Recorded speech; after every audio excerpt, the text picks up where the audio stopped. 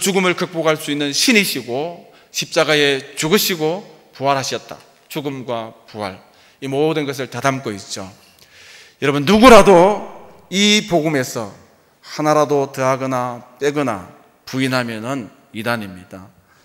우리 기독교의 가장 소중한, 인생에 있어 가장 복된 말씀, 복음이 오늘 사도 바울이 전하는 이 총론적인 말씀이죠. 어떤 군목목사님이 군에 임관하여서 부대에서 설교하고 이렇게 목회를 하는데 연대장 지휘관이 집사님이십니다. 이 집사님이 연대장이 목사님에게 부탁합니다. 목사님, 교회에서만 설교하지 말고 병영으로 좀 나가서 병사들에게 좀 위로도 하고 좀 인성교육도 하고 하나님의 말씀도 좀 전했으면 좋겠다라고 부탁을 했습니다. 그래서 이 군모 목사님이 이렇게 병사들에게 가서 설교를 하고 또 인성교육을 하는데, 여러분, 병사들이 목사님을 기뻐하지 않았습니다. 목사님 오면 뭐 하죠? 목사님 오면 뭐 할까요? 얘들아 공차자 이렇게 합니까? 목사님 오면 설교합니다. 설교가 달콤합니까? 병사들에게. 설교가 지루하고 쾌쾌하고 재미가 없고 잠이 오고 이런 거예요. 그래서 틈나면 TV도 봐야 되고 빨래도 해야 되고 축구해야 되고 연애편지 써야 되고, 여러분 틈날 때 할 게 많은데 목사님이 와서 쾌쾌한 이야기 하니까 싫어하죠. 목사님이 고민이 많았습니다. 그래서 내가 가긴 가는데 또 연대장이 부탁도 했고 목사가 또 늘 교회에서만 하는 것이 아니라 또 신방도, 병사들 신방도 가야 되는데 어떻게 하면 좀 재밌게 할 수 있을까 생각을 했어요. 그러니까 군종병에게 뭘 병사들이 무슨 이야기를 좋아하느냐고, 뭘 재밌어 하느냐고 물어봤어요. 그러니까 군종병이 목사님, 군인들은 야한 이야기 좋아합니다. 야한 이야기를 좋아한다더라고. 에이 이놈아, 목사가 가서 무슨 야한 이야기하고 앉아있으란 말이냐. 고민이 됐어요. 복음을 들려주면은 안 들을 텐데, 싫어할 텐데, 지겨워할 텐데, 좋을 텐데, 비웃을 텐데, 조롱할 텐데. 그래서 인격 지도 나가는 것이 제일 힘들었고 가기 싫었습니다. 여러분, 그러다가 고민하는 중에 목사님 마음이 바뀌었어요. 평생 그 사람들은 한 번도 복음을 들어보지 못한 사람들이고 일부러 전도도 하고 선교도 하는데 연대장님이 자리까지 다 마련해 주시고 이렇게 목사의 위치도 주시고 가서 설교를 하라고 하는데, 복음을 전하라고 하는데 이렇게 좋은 기회가 어디 있는가. 용기를 내어서 원색적인 복음, 예수님은 우리 인생의 주인입니다. 예수님은 여러분의 구세주입니다. 예수님은 십자가에 죽으셨습니다. 예수님은 부활하셨습니다. 이 복음을 전했습니다. 전했는데 기대하지도 않았고 성령님께서 그 말씀으로 역사하시고 복음의 생명력과 복음의 힘을 통하여서 이 말씀 들을 때 예수를 믿겠다는 그런 청년들이 생겨났고 은혜를 받았고 변화가 일어났습니다. 그래서 좋은 인성교육을 한 목사님으로서 부대에서 표창도 받고 휴가도 갔다라는 이런 간증을 하는 것을 들었습니다. 여러분, 복음은 부끄러운 것이 아니고 복음은 지루한 것이 아니고 복음은 늘 듣는 그런 쾌쾌무구한 소식이 아니라는 것이죠. 사도 바울은 이 복음을 부끄러워하지 않았습니다. 로마서 1장 16절에 내가 복음을 부끄러워하지 아니하노니 이 복음은 모든 믿는 자에게 구원을 주시는 하나님의 능력이다. 복음은 여러분, 저와 여러분에게 구원을 주시는 하나님의 능력이 되는 줄 믿습니다. 우리가 날마다 복음을 떠나면은 문제가 생기고 믿음에 문제가 생기고 삶에 문제가 생길 수밖에 없습니다. 처음으로 돌아가서 예수님의 주되심과 예수님의 구주되심과 예수님의 죽으심과 예수님의 부활을 날마다 묵상하고 이 복음을 접하게 될 때에 복음이 우리를 살리고 복음이 우리 가운데 역사하는 줄 믿습니다. 사도 바울은 복음을 부끄러워하지 않았죠. 당시에는 여러분, 로마의 군왕이 있었고 최고의 군사력이 있었고 신으로 추앙받은 황제가 있었습니다. 그러나 교회는 여러분, 카타콤이라는 지하에서 숨어서 신앙생활을 했죠. 여러분, 복음은 초라한 것이었습니다. 그러나 사도 바울은 이 복음을 부끄러워하지 아니하고 말로만 부끄러워하지 않는다 말하지 아니하고 이 복음을 위하여서 그의 전생애를 투신하는 아름다운 모습을 볼 수 있습니다. 이 복음이 얼마나 고귀했으면은 복음을 만나고 난 다음에 베냐민 지파로서의 사울이라는 그런 자긍심이 있는 이름을 버리고 복음 앞에서 너무 자기가 보잘것없고 작은 자라서 바울 작은 자라는 이름으로 바꾸는 것을 볼 수 있죠. 얼마나 이 복음이 소중했으면은 그가 가지고 있던 지난날의 모든 학식과 여러분 자격증과 경력들을 다 버리고 배설물로 여기고 오직 이 복음 예수 그리스도를 존귀 여긴다라고 고백하는 사도 바울의 모습을 오늘 우리는 본문을 통하여서 보게 됩니다. 사랑하는 성도 여러분, 저와 여러분이 사도 바울의 마음과 우리의 마음, 사도 바울의 열정과 우리의 열정이 차이가 있고 갭이 있고 틈이 있는 이유가 무엇일까요? 성경이 요구하는 수준과 우리 믿음의 수준에 수준 차이가 나는 것이 무엇일까요? 여러분, 이것은 사탄의 방해이기 때문입니다. 이것은 사탄의 방해가 있다라는 것이죠. 여러분, 복음을 무시하고 복음을 안 들으려고 하고 복음을 지겨워하고 복음의 가치를 격화시키고 복음을 부끄럽게 여기는 마음을 사탄이 날마다 저와 여러분에게 준다라는 것이죠. 복음보다 더 재밌는 것, 복음보다 더 가치 있게 여기지는 것, 복음보다 더 효율적인 것, 이런 마음들을 이 틈새를 통하여서 자꾸만 사탄이 방해하니까 우리가 더욱더 복음을 멀리하고 복음을 무가치하게 여기고 복음을 부끄러워한다라는 것이죠. 사탄의 방해를 우리가 막고 사탄의 방해를 이기고 승리해야 됩니다.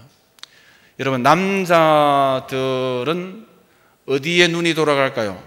남자들을 눈 돌리게 하는 것이 무엇일까요? 어떤 TV에서 시험을 해봤어요.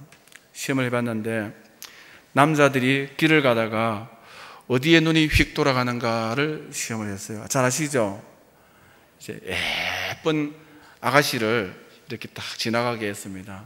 그러니까 길을 가다가 예쁜 아가씨가 지나가니까 남자들이 눈이 휙 돌아간다는 거예요. 심지어 누구도 돌아가죠. 옆에 아내 와이프가 있는데도 눈이 휙 돌아간다는 거예요. 그래서 그 영상을 보니까 아내가 등을 치고 꼬집고 막 야단을 치더라고요. 여러분, 스님도 돌아가더라고요. 스님도, 신부님도 돌아가더라고요. 목사님도 돌아가더라고요. 목사님 돌아가더라고가 아니라 제가 목사니까 목사님도 돌아갑니다. 알겠죠?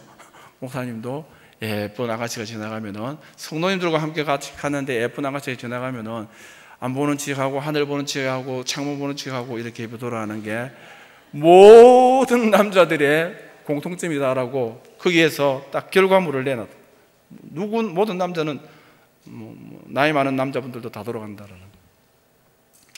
그런데 여러분, 남녀노소가 눈 돌아가는 것이 어딘지 압니까? 남녀노소, 남자든 여자든 아이든 어른이든 모든 사람들이 눈이 휙 돌아가게 하는 것. 그게 뭐죠? 돈입니다. 돈.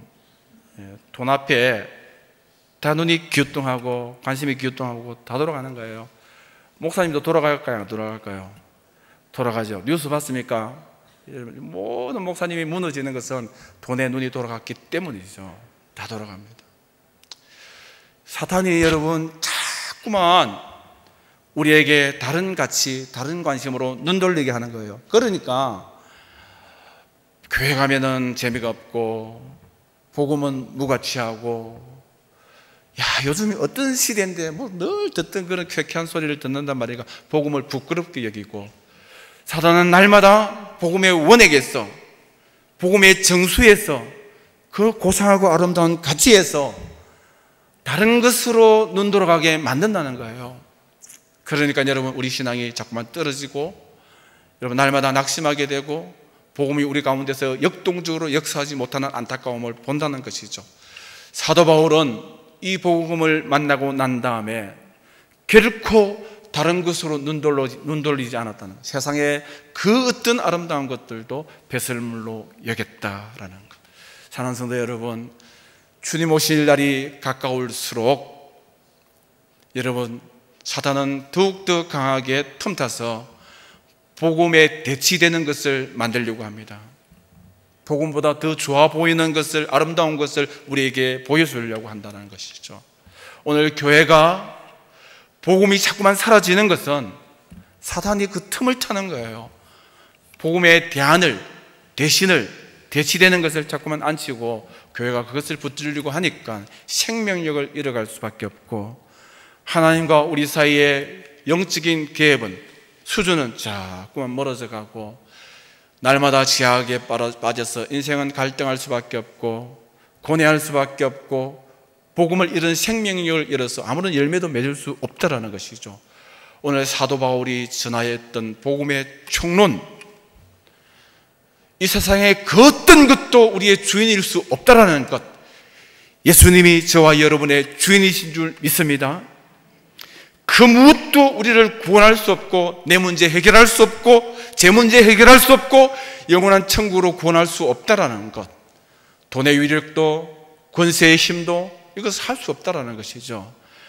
여러분, 우리 인생을 궁극적으로 구원할 수 있는 것은 예수 그리스도, 주님이 우리의 구세주 되심을 믿으시기를 바랍니다. 구세주 되심에 이 복음에 견고하게 교회가 설 때에 우리가 살 수 있고 승리할 수 있다는 것이죠. 여러분, 우리가 왜 사도 바울이 가졌던 그 복음과 우리가 가졌던 복음에 대한 열망에 이런 틈이 있을까요? 그리스도의 충만함에 이르는 그 경지와 우리의 경지에 경건의 수준이 있을까요? 왜 그럴까요? 방금 첫 번째, 사탄이 틈을 탄다 했죠. 다른 관심을 돌린다 했죠. 또 한 가지는, 여러분, 복음이 보편적이기 때문입니다. 복음이 너무 흔하고 일반적이기 때문입니다. 그런데 가만히 보세요. 하나님은 없으면 안 되는 가장 소중한 것을 세상에서 가장 흔하고 일반적이고 보편적인 것으로 주셨습니다. 왜냐하면 흔하지 않으면, 일반적이지 않으면, 보편적이지 않으면 우리가 죽을 수밖에 없기 때문에, 그것 없으면 죽는 것은 여러분 흔한 것입니다. 대표적인 것이 뭐죠?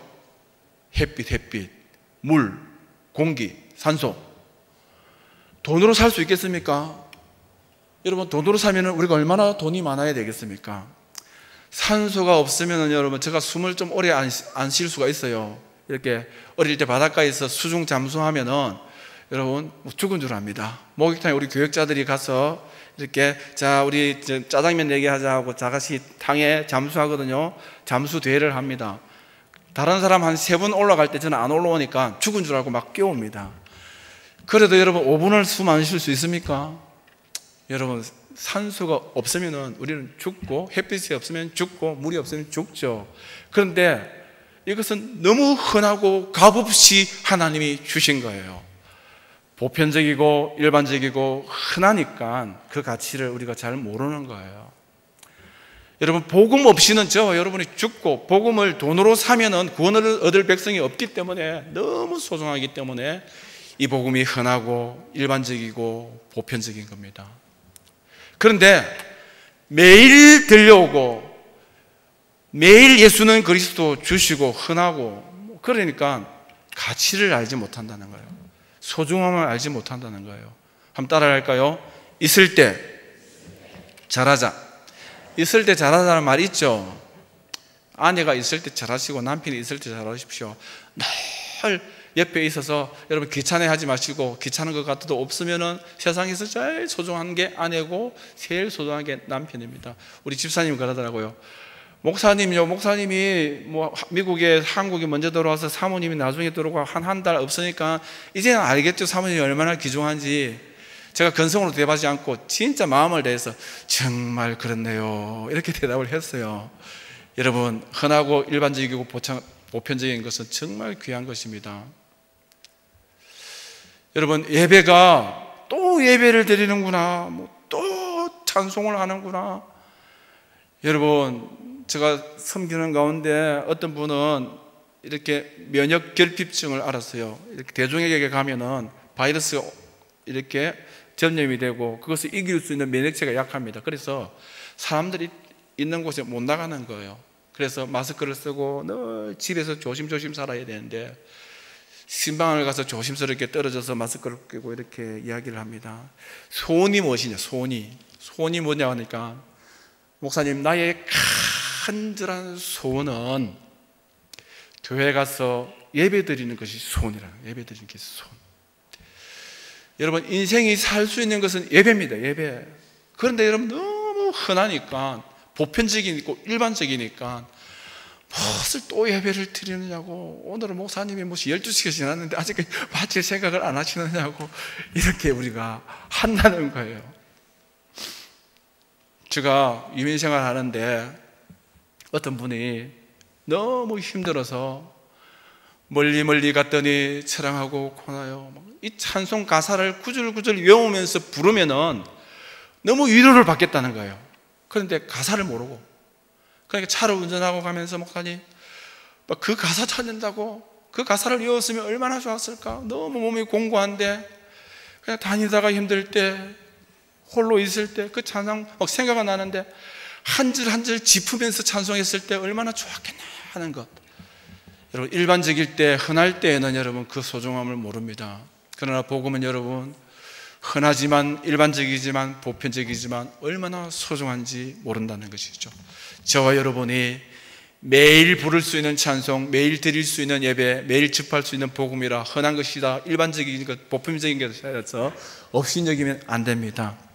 그러므로 더욱더 날마다 하나님께서 가장 소중한 것을 귀한 것으로 주신 줄 알고 복음을 소중히 여기고 사모하고 귀에 있을 때 외우고 읽고 묵상하여서 이 생명 안에 살아가시기를 바랍니다. 여러분, 틈이라는 것이 얼마나 무서운지 모릅니다. 틈은 작은 틈이 있고 큰 틈이 있습니다. 보잘것없는 틈 같지만은 위험하고 큰 틈입니다.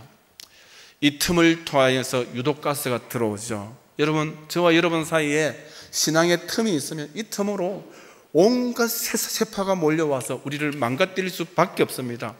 그래서 오늘 제가 여러분에게 간절히 부탁하는 것, 하나님 안에서 신앙의 틈이 있으면 이 틈을 날마다 끌어올리고 메꿔야 된다는 것이죠. 여러분, 이렇게 구멍난 독에 물을 부으면 다 빠져나갈 수밖에 없죠. 여러분, 독이 틈이 있으면 아무리 소중한 걸 부어도 담을 수가 없다라는 것이죠.